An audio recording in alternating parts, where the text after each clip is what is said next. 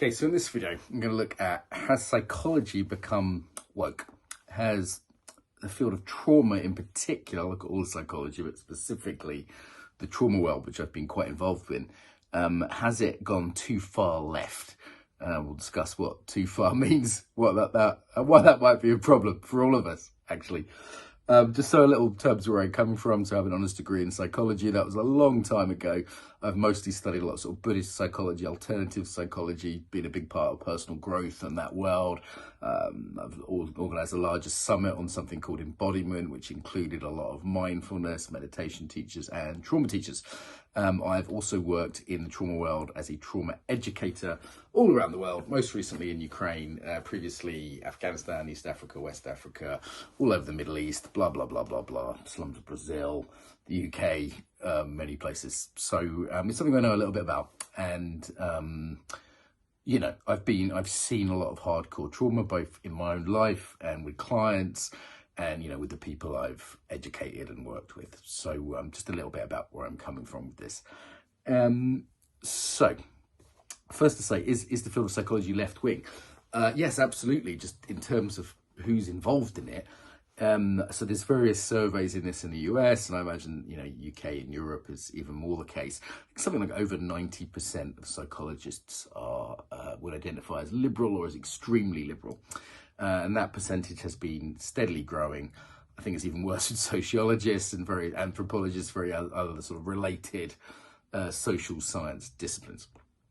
So, but surely it's science. So their sort of personal politics isn't an issue. Thing with psychology is it's a soft science. So yes, we can look at things through a lens of evidence base and research, but who's doing that research, what questions they're asking, what's getting funded, these things make a huge difference. Yeah.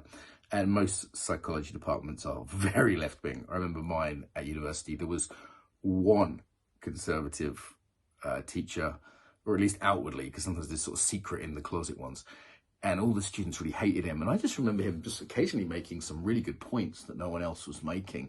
And even as a sort of young lefty, and I was like, okay, that's a good point. That's original. You know, that's new. And I remember thinking, God, it's a bit of a shame he's the only one, because if nothing else, it's like I wanted to sort of know the other side of things. So why is it a problem? One is just bias, right? The other one, there's two other main ones. One is that if we're going to look at human behavior, we need a left-wing and a right-wing point of view. Now, you might be thinking, what's politics got to do with psychology? Well, left and right are essentially explanatory theories for suffering. There's one way of looking at it, there's others, but there's one way. So in this way of looking at it, well, the left will say suffering comes from society and culture and social conditioning. The right tends to say, you know, suffering comes more from either from sort of genetics, how we're born, fate, or responsibility, taking responsibility, the choices you make in life. Just sort of funny conservative meme with astrology on it saying, you know, sorry, I reject your astrology. I take full responsibility for all the terrible choices I've made in my life. So it's also a lens of looking at the world. These are lenses. And as someone who would regard myself as integral, so Ken Wilber's term, we need both lenses. So left and right wing, two wings of a bird. The bird needs two wings to fly. They are complementary. They are complementary.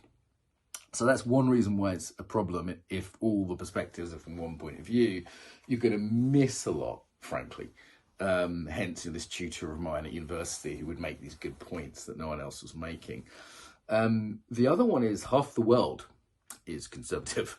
Actually, more than half the world by Western standards. Half of the West, and then most of the rest of the world would be considered deeply conservative by Western standards. So if we're going to understand most of the world, and not just insult them, and half of the West, including many people like first responders, military, doctors, you know, police people, many of the sort of people that might have trauma, it would be nice if we had a conservative point of view.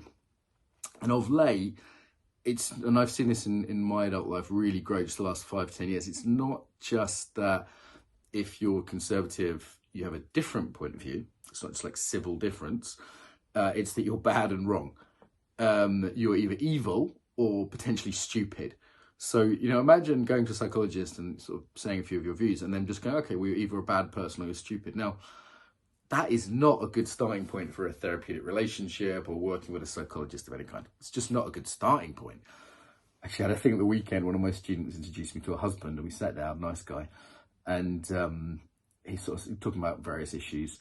And he said, but that's a right-wing view. And he said that, and I was like, yeah, and I've got left-wing views too.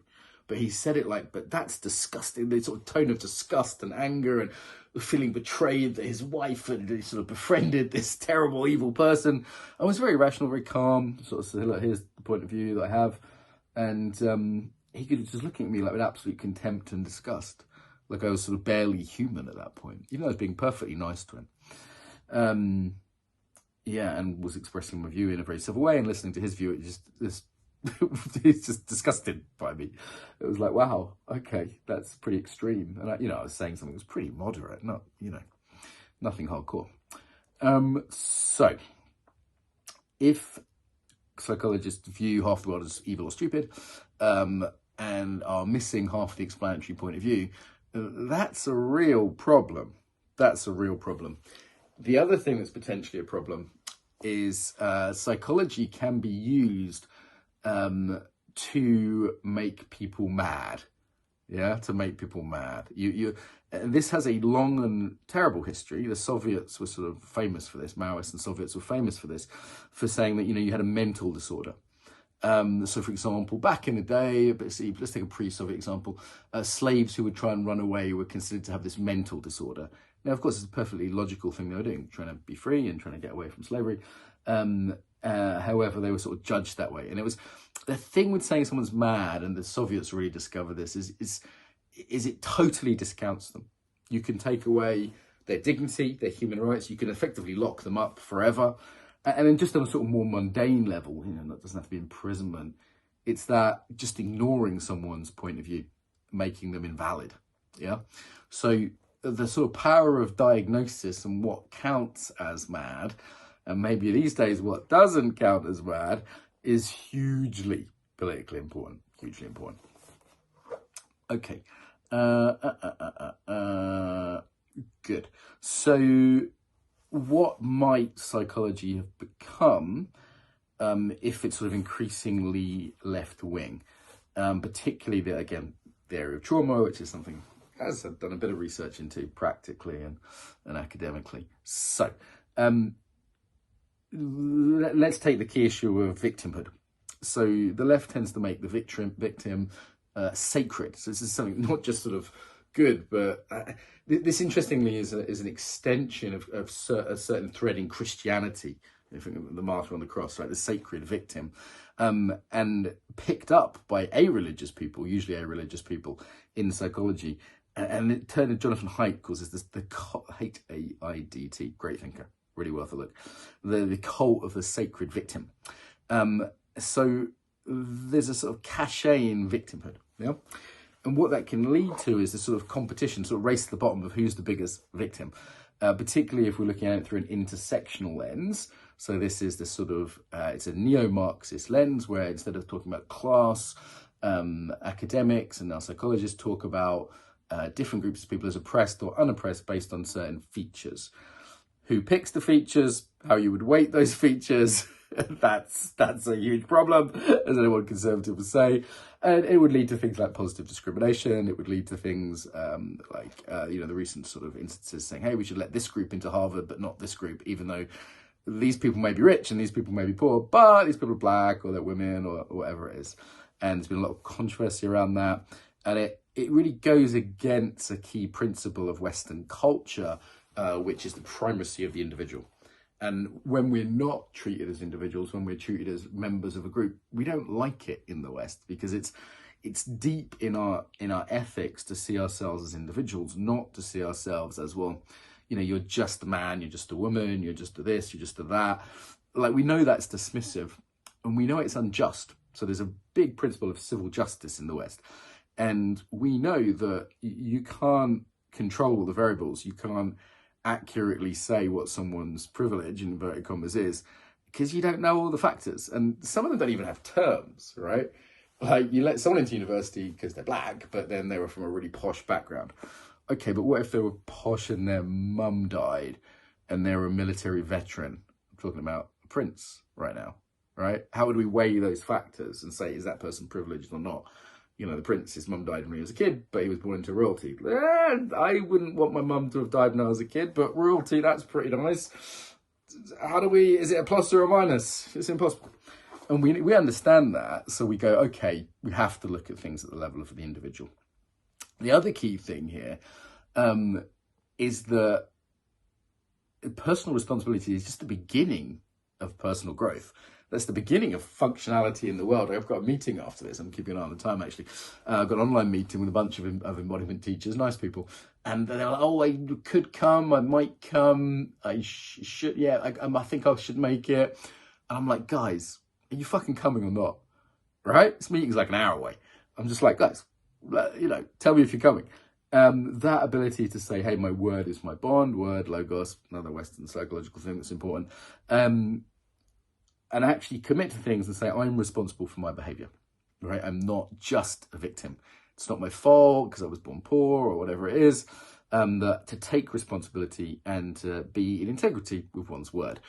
This is like a basic hygiene factor for just, this is why I'm sort of teasing my friends right now in this group, because it's a hygiene factor for adults. Like if you run a business, this is what makes a good employee. You know, this is what makes a reliable friend. Like I went to my friend's house the other day, they'd fallen asleep and forgotten they hadn't forgotten I was coming around for lunch. They just fallen asleep. And they were sort of rightly apologetic afterwards, right? And they, you know, it's the first time they've done it in months of having lunch with them every Wednesday.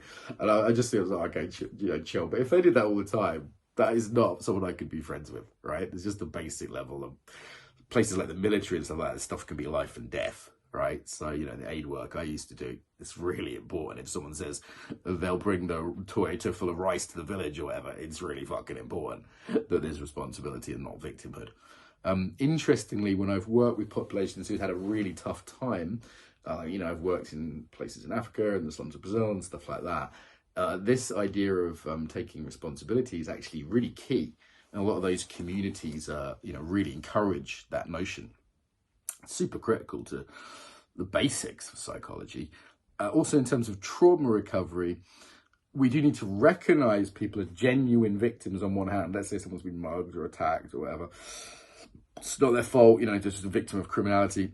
But on the other hand, there's a certain taking responsibility as one's life moves forwards.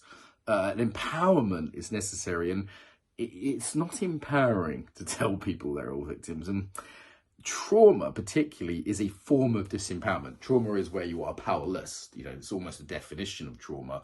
Trauma is when not just something stressful, but when something's overwhelming, and it nearly always has this experience of powerlessness. Hence things like soldiers being bombed in trenches when they're not fighting, or someone being tied up or tortured or held down or whatever, these horrible things. It's powerlessness that's the key thing. And empowerment is part of the solution, not to just saying, you know, you poor thing, you're a victim. You can almost look at psychology as having sort of a masculine and feminine side, right? It's what's the Zen Master Suzuki said? He said, you're perfect how you are, but you could do a little work, yeah. And or what I say a lot is, it's not your fault, but it is your responsibility. Okay, assuming, you know, again, you're an adult, kind of, you can get on with things, move on.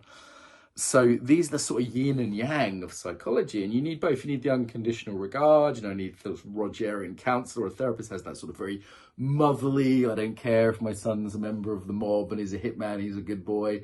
You know, that sort of unconditional, good listening, empathic. But there's another side that people need, which is the, you know, tidy your room, as Mr. Peterson would say. And I think, you know, Jordan Peterson shot to stardom and was extremely popular with young men, but also lots of people, precisely because he was a conservative psychologist. And people were just crying out for that, like, as soon as he came along. And, you know, most of his messages, take responsibility, tidy your room, you know, try and be a better person. That, by the way, that looking for the potential in someone, that's a conservative psychological view, not just the damage, yeah, what you're capable of. As I was teasing my students the other day, I was saying, look, this Christ and this Buddha, and look at you, you sorry sack of shit. Fucking, come on, get yourself together. This is what's possible in humanity. Anyway, so I think when Peterson came along, he was just hugely popular because people were longing for that balance. They were longing for that other side of things. There's very few psychologists who are well known, who are conservative. Peterson may have been, I would say, was a bit more middle of the road at one point, and seems to have been been so pissed off by all the attacks and abuse, which is very understandable. It seems to have pushed him more to the right. Another one who's sort of central right, Adam Lane Smith, very big on Instagram and YouTube, worth a look. Had him on my podcast. By the way, embodiment podcast. Do you know about it? Adam Lane Smith does good stuff on attachment theory. And again, if you look at attachment theory through even a moderate lens, like a conservative lens, you just learn a whole load of stuff. The other one is sometimes psychological research. It just backs up a conservative point of view and then gets buried by the more kind of left-wing psychologists. I don't know, stuff around the more sexual partners you've had, the less likely you are to be satisfied in marriage, for example. And there's a load of stuff around attachment theory, which is, the fact that people with dads is incredibly good to have dads around, unless the dads are genuinely abusive. Again, I almost don't want to say abusive because the left has used the language so much. Anyway, we'll come to that next. But research saying dads are incredibly good on all psychological measures for kids. It's just kind of common sense conservatism, really. But yeah, somehow this isn't front and center. All the school shooters who have ever lived apparently have been fatherless. It's huge. All right. So as I sort of slipped into a semi-rant there about language, let's go there next. So the left has taken the psychological language and reduced the bar on it. It's reduced the bar on saying, like what's trauma and what's not. When I started learning about trauma, what was that, about 20 years ago? Trauma was people have been abused, people have been in wars and car accidents, maybe really serious things. Now it's like someone who runs out of gluten-free cacao for their cacao ceremony or something. It's really shifted. And on the one hand, there's some positive on that because people can have little traumas. Something can be meaningful in a way to someone, so it's sort of more subjectively traumatizing. But it sort of it belittles people who have really gone through something. What's interesting actually is when I went to Ukraine for the first time, first time in the war last year. I've been previously in the first part of the war. Anyway, when I went to the Ukraine last year, I asked most of the world's top trauma therapists, because I know them through conferences and podcasts and things. I said, give me some advice, got any tips? And what shocked me is 2/3 of them said, I can't help. I don't know what to say. Because they're used to dealing with sort of middle-class Californian problems. And that's how they make their money, and they do make quite a lot of money. The big names in trauma are rock stars these days. They're hard to get out of bed for less than a lot of money. And a lot of them just came by. There were some exceptions. Stephen Porges was very helpful. David Baselli was very helpful, if you know TRE. But most of them were pretty useless because they just don't deal with real trauma anymore. They deal with moaning. And I think, where do we say, in a decadent society, the theme of this channel, as the world has got more fragile, is it that people are more traumatized and we should go, because people are more fragile, they are more traumatized? Or is it simply people are complaining more? Is it that there's this cachet of victimhood? There's this currency of victimhood. One of my friends says it's almost like a supply and demand problem. The demand for trauma has increased, but the supply has actually gone down over the Western world as the world's got safer and safer. And I definitely see these two very different worlds. I'll be online with a Western group, and trauma discussions are very sort of about very small things. And then I'll be online with my Ukrainian students who I'm supervising. They're dealing with horror stories every day. And the contrast is quite huge. It's not to say bad things still don't happen in the West. Unfortunately, they do. There's all sorts of nasty things that still go on, accidentally or through evil. However, this slipping of the language, this moving of the goalposts, I think it belittles people who have had real trauma, and we should be very careful because they're left with nothing to say. And it's the same with the accusations. So everyone's a narcissist now, right? Everyone's almost all their ex-boyfriends are narcissists. It's really? Are they really? did just not like them. You're just pissed off because they slept with your friend. You know, maybe they're an idiot, maybe they're not a great boyfriend, but a narcissist or a psychopath, or what are the other ones? So there's the sort of accusatory ones, the sociopath, narcissist, psychopath, that people aim at people. The bar for that seems to be getting lower and lower. Like everyone's sort of assessing everybody else as somehow, you know, these evil people. It's the modern you're evil. It's the modern burn the witch, right? Because if someone's a clinical level, I don't know, borderline personality disorder, there's another one. Like we sort of just count them out, don't we? We go, leave that person alone. It's not like the difficult work of actually being relationally connected and having to do conflict resolution and, you know, admitting maybe you're in the wrong a bit. Like that whole thing is out the window. And the other one is the self-diagnosis, right? Like everyone's ADHD, everyone's autistic spectrum. It seems like every kid out there. And yes, is that just diagnosis has gone up? And that's a good thing, because you see, the thing with psychology is it's in the culture now. It's in the culture. It didn't used to be, yeah? Starting in the States, starting in places like New York, and, you know, LA, and then moving to the rest of the States and to Europe and the rest of the world. That psychology culture has kind of spread. And, you know, in many ways, that is a good thing. Like, my dad never got help for stuff that he needed help for because he was, you know, going to a psychologist was awful. Whereas for me, you know, going to therapy is not something stigmatized. Having trauma therapy is not something stigmatized. You know, I've been through that journey personally, but I've also seen the world change in its acceptance of psychology. And that's a really positive thing. Yeah, and maybe it's going a little bit too far, pushed by the left, pushed by a kind of woke agenda, which there's power in saying, well, you traumatized me. Someone accused me of bullying them the other day. He said, and this is a 50-year-old man who I've known for years, who, you know, is intellectually very capable and wasn't any physicality, you know, it was an online thing. He said, you're bullying me. And I was like, this is a word for children. What are you talking about? Right? The notion of bullying amongst grown adults. It's not like he's been working for me and I've been terrorizing him for months. Maybe there's, you know, there are instances in the workplace and stuff like that. It's just a disagreement. Yeah.